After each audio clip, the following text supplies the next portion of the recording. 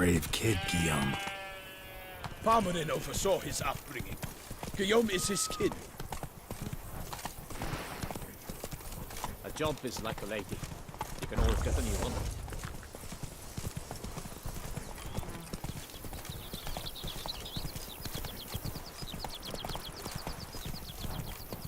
Can't get used to the way you knights talk, especially how you switch back and forth between flowery and, well, near normal. We are knights errant, in the service of her gracious magnificence. When we appear in her name or speak on her behalf, we are bound by tradition.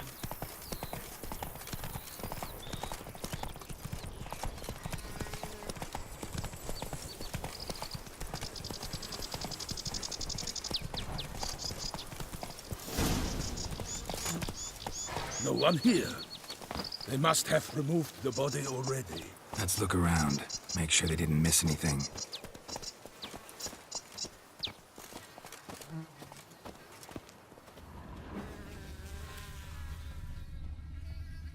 Hobnailed boots, multiple sets of prints. Ducal guard, clearly. Let's see where they went. Walked along the shoreline. Perhaps the body lay on the bank.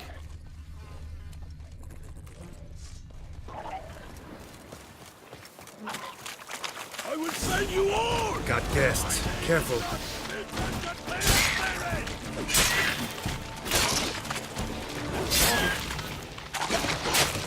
Oh, how long you gonna make it? For the glory of the great and of you!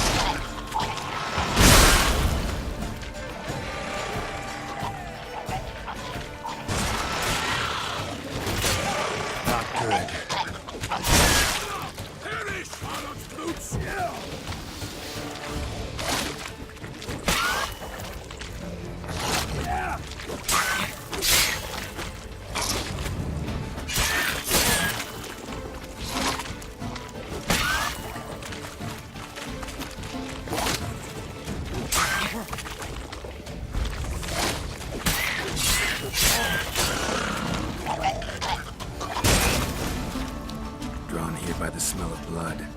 Let's keep looking.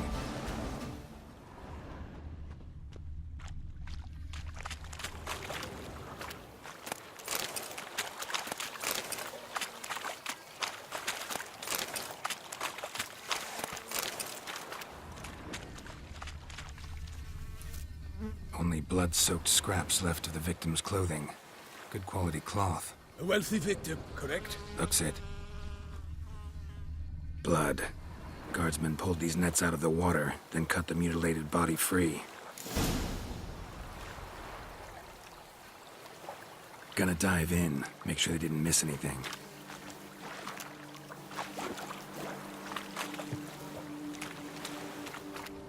Nets were attached here.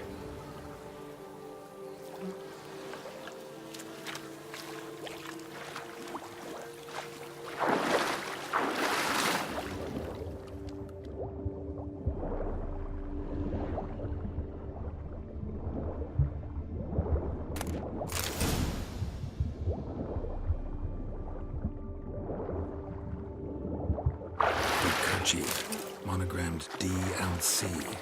A noble's accessory, clearly. Need to comb the bank.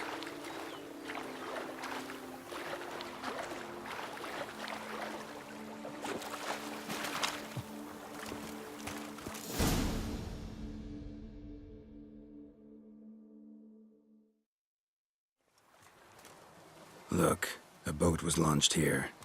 Guardsmen must have loaded the body parts onto it, taken them somewhere. Need to find out where. I'd like to look at the corpse before it starts to decompose. The inn. Its patrons must have seen the guardsmen, which direction they took. We should ask there.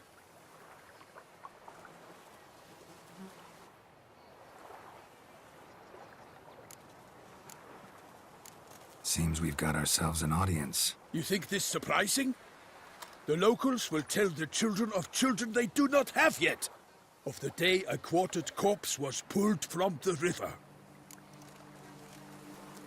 One thing. Found a handkerchief in the water. Monogrammed DLC. Mean anything to you? Delacroix? It cannot be. Was it he the beast slew? Seems so. Knew him well? Long past. We were close friends once, but our paths diverged. He was a man of extremes, standing by his companions, no matter the odds. Fighting his foes to the bitter end. Foes? You have a lot of them? He did, but I do not see what that has to do with the beast. Ah, Geralt, you've struck a raw nerve. Memories of a time long past, to which I'd rather not return now. I understand. We can talk later. Let's go to the tavern. I shall have to leave you soon. Return to court. Barely got back to Toussaint. A knight in the service of Her Illustrious Highness knows no rest. In fact, I'd feared I would return too late to fulfill my duty. Yet it seems I've arrived in the nick of time.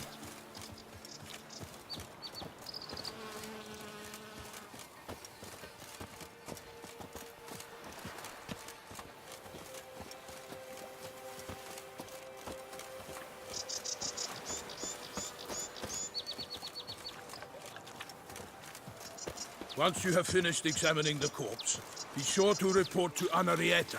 Anarietta? Her Grace, the Duchess. I forget myself at times. We address each other by our first names in private. Never in Pomrin's presence, however. He finds such familiarity offensive. A watering hole for traders, smugglers, boatmen. But you will find no better crayfish chowder in all Toussaint. The beast. Killer of the north, they say. What? With no lads brave enough? Of course we have. But bravery's not enough against the beast. These darn cowards.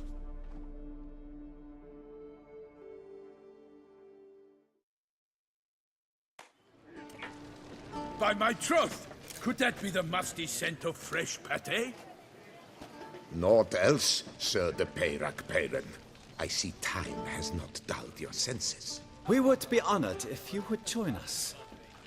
Your companion as well.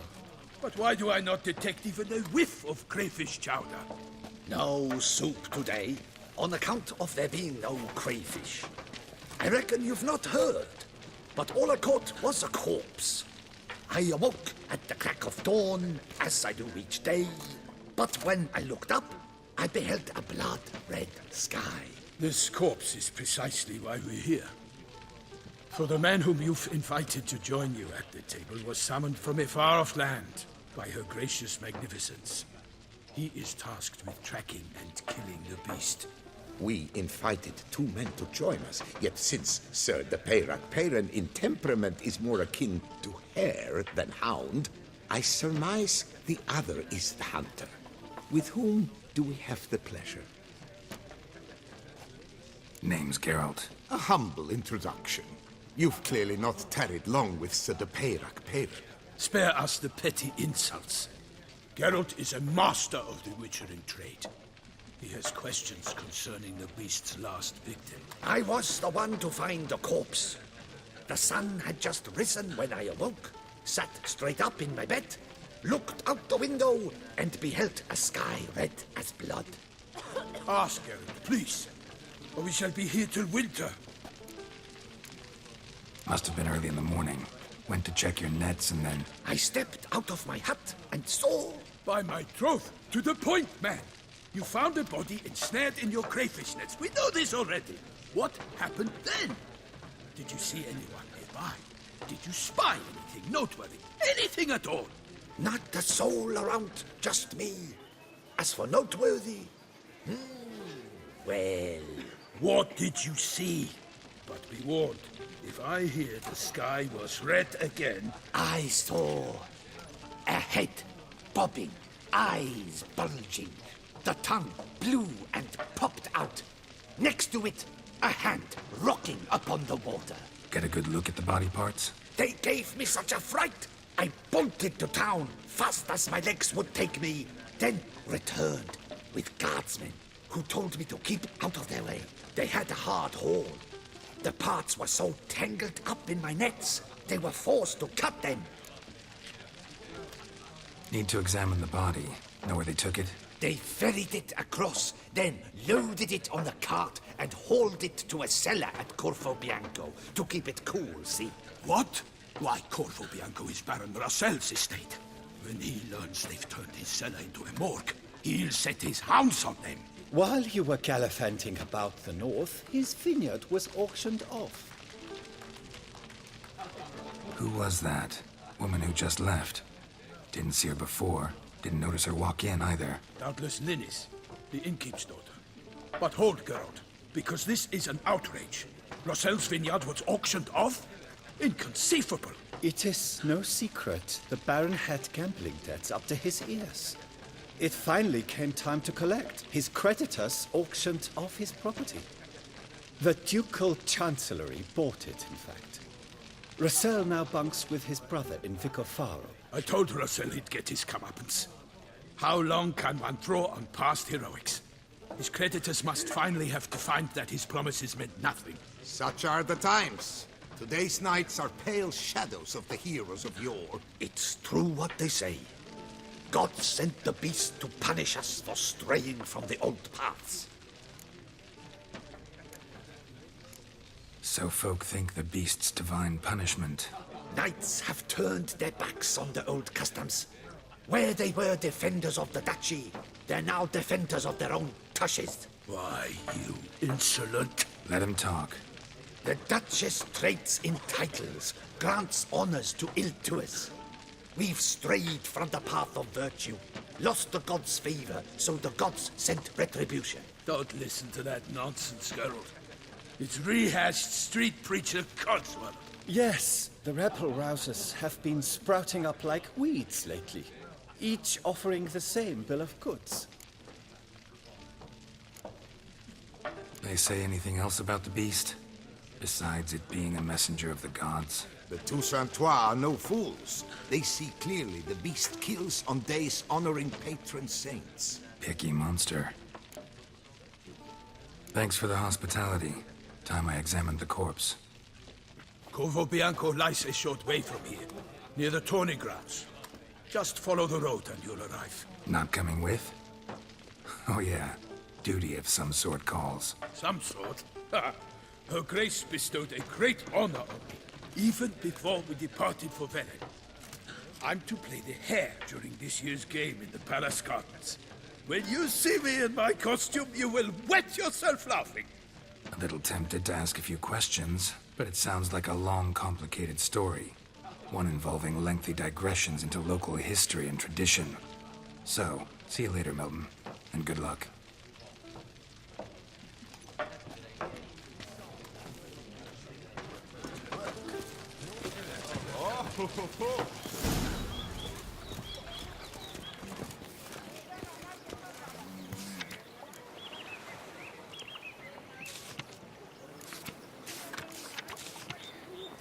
Ducal clerks looking for help. Could be good coin to be made.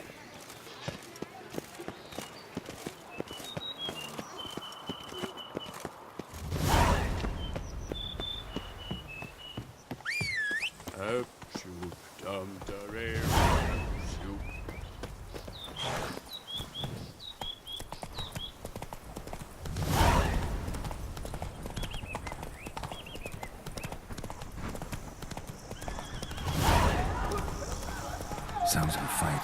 Have to hurry.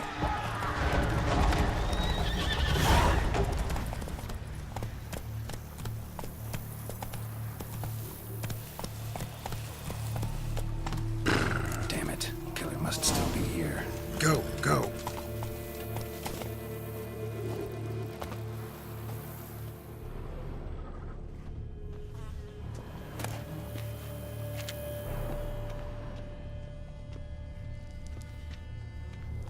throat torn open by man-like jaws. Man-like, except for long fangs. Busted ribs, blood from the ears. Took a solid hit. Massacred by a vampire. Not an Ekimara, though, or a Fletter. Bruxa, gotta be. Killed with a single blow.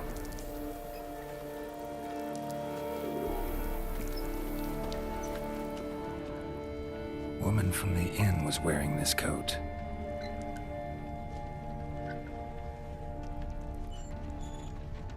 In the cellar, gotta be.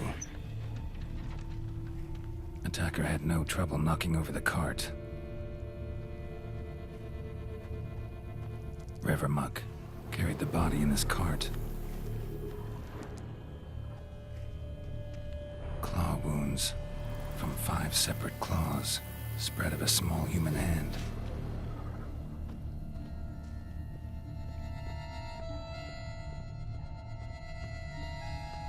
Footprints. Small, bare feet. Lead deeper into the cellar. Fell down the stairs, broke his neck.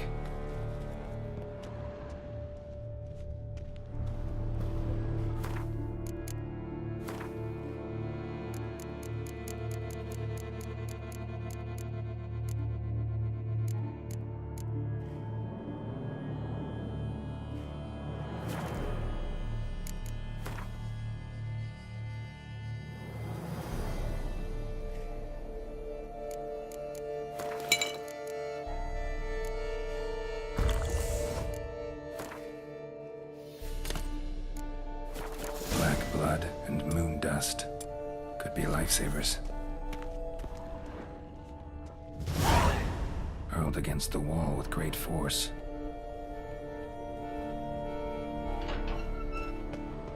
Used this to batter down the grate. Took a lot of strength to batter this down.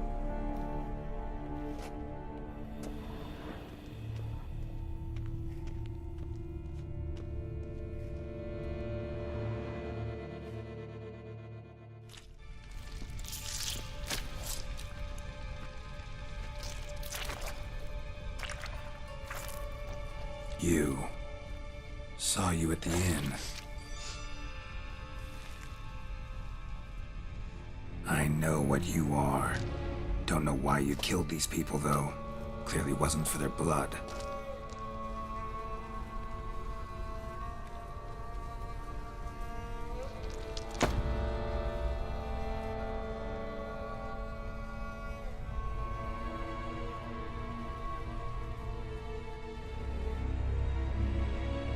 We don't have to fight.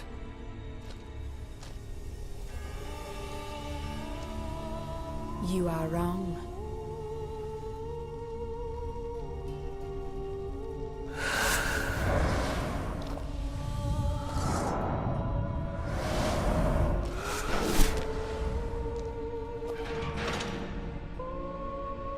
I cannot let you leave.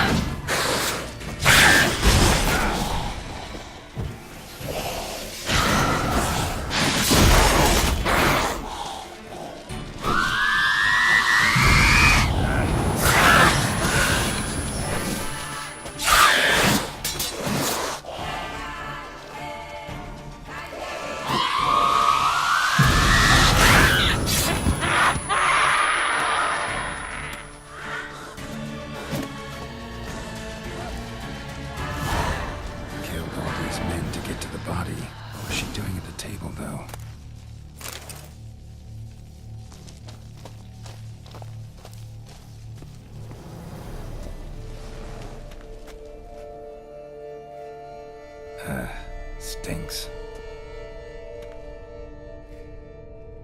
Waterlogged. Both hands amputated.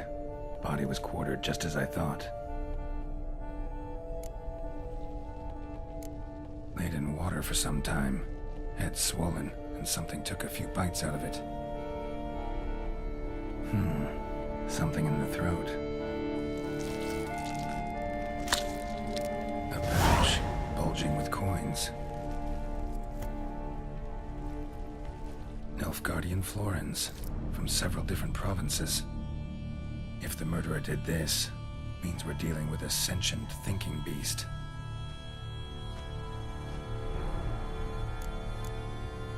Body was chopped up after death. Blows struck with great force, but bones sliced through, not crushed. Creature that killed him had long claws, sharp as a witcher's blade. First sank its claws into the victim's heart. No Bruxa did this. Third hand. A spare? Except it's clearly not the victim's. Guardsmen must have not noticed it as they picked everything up. How's this possible? Still warm. Blood still flowing? Several monster species can regenerate. Never heard of that happening to their severed limbs, though. Or of their limbs seeming completely alive after so much time. Examine the tissue more closely later. Might learn something. So, murderer was clearly a monster, but not a Bruxa. But then why'd the Bruxa come here for the severed hand? And who does the hand belong to? Why the hell's it still warm? Now, pouch shoved down the victim's throat. What's the significance? And why was he chopped up into pieces?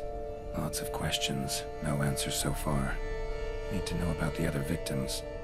I'll ask Palmerin to get me in to see the Duchess.